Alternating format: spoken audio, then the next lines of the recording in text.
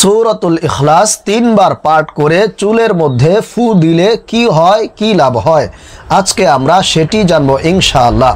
প্রিয় ভাইরা মা বোনেরা, সূরাতুল ইখলাস কিন্তু খুবই গুরুত্বপূর্ণ, ফজিলতপূর্ণ এবং বরকতময় একটি সূরা। কারণ এই সূরাটির মধ্যে আল্লাহ পাক রব্বুল আলামিনের একত্ববাদের পরিচয়কে তুলে ধরা হয়েছে। এজন্য এই সূরার আমল, এই সূরার ফজিলত অন্যান্য সকল সূরা থেকে অনেক অনেক গুণ বেশি। নবী করিম সাল্লাল্লাহু আলাইহি ওয়াসাল্লাম বলেছেন, কোনো ব্যক্তি যদি বিসমিল্লাহ সহকারে সূরাতুল ইখলাস শুধুমাত্র 3 বার পাঠ করে, আল্লাহ পাক রব্বুল আলামিন ওই ব্যক্তির আমল নামায় 1 খতম কোরআন পাঠের সওয়াবকে লিপিবদ্ধ করে দেয়। সুবহানাল্লাহ, আল্লাহু আকবার। তাছাড়া এই সূরাতুল ইখলাসের আমল যারা করে, আল্লাহ পাক রব্বুল আলামিন তাদের উপরে একেবারে খুশি হয়ে যান, সন্তুষ্ট হয়ে যান এবং তাদেরকে জান্নাত দান করে। অর্থাৎ জান্নাতে যাওয়ার জন্য সূরাতুল ইখলাসের আমলই আপনার জন্য যথেষ্ট হতে পারে। চলুন প্রিয় ভাইরা মা বোনেরা, তাহলে আজকে আমরা জেনে নেই এই সূরাতুল ইখলাসের আমলটি আপনি কখন করবেন এবং কিভাবে করবেন। এই আমলটি আপনারা যে কোনো সময় করতে পারেন। আপনি চাইলে দিনে করতে পারেন অথবা রাতে করতে পারেন, কিন্তু সব থেকে ভালো হবে আপনি যদি ফজরের নামাজের পরে এই সূরাতুল ইখলাসের আমলটি করতে পারেন। এছাড়া আপনার সুযোগ মতো আপনি যখনই সুযোগ পাবেন, যখনই আপনার সময় হবে, তখনই আপনি আমলটি করতে পারবেন। এটার জন্য কোনো সেরকমভাবে নির্দিষ্ট সময়সীমা উল্লেখ করা নেই। তো এই আমলটি করার জন্য সর্বপ্রথম আপনাকে 3 বার ইস্তিগফার পাঠ করতে হবে। যেমন আস্তাগফিরুল্লাহ রব্বি মিন কুল্লি যামবি ওয়া আতুবু ইলাইহি।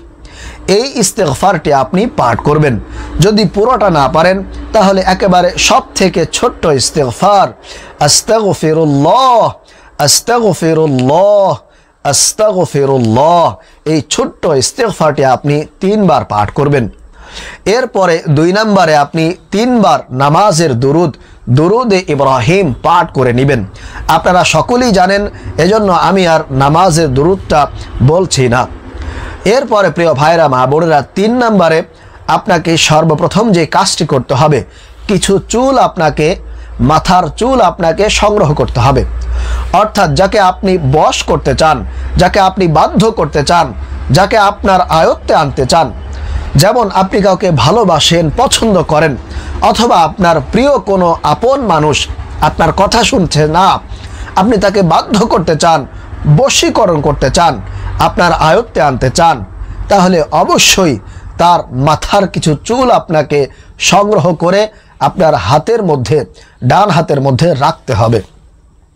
যদি আপনি কোনোভাবেই তার চুল সংগ্রহ করতে না পারেন, তাহলে তার নাম এবং তার মায়ের নামটা আপনি উচ্চারণ করে মুখে মুখে নিয়ে এরপরে সূরাতুল ইখলাসটা বিসমিল্লাহ সহকারে 1 বার পাঠ করে ডান হাতের মুঠের মধ্যে আপনি ফুঁক দিবেন এইভাবে।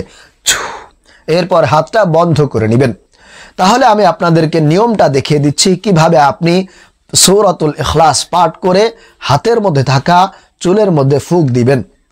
যেমন বিসমিল্লাহির রহমানির রহিম, কুল হুয়াল্লাহু আহাদ আল্লাহুস সামাদ লাম ইয়ালিদ ওয়া লাম ইউলাদ ওয়া লাম ইয়াকুল লাহু কুফুয়ান আহাদ। এর মধ্যে আপনার ডান হাতের ভিতরে যে চুলটা রেখেছেন তার ভিতরে আপনি 1 বার ফুঁক দিবেন বা দম করবেন। এরপরে হাতটা এরকম মুঠ করে নেবেন। এই নিয়মে আপনি 3 বার বিসমিল্লাহ সহকারে সূরাতুল ইখলাস পাঠ করে চুলের মধ্যে ফুঁক দিবেন।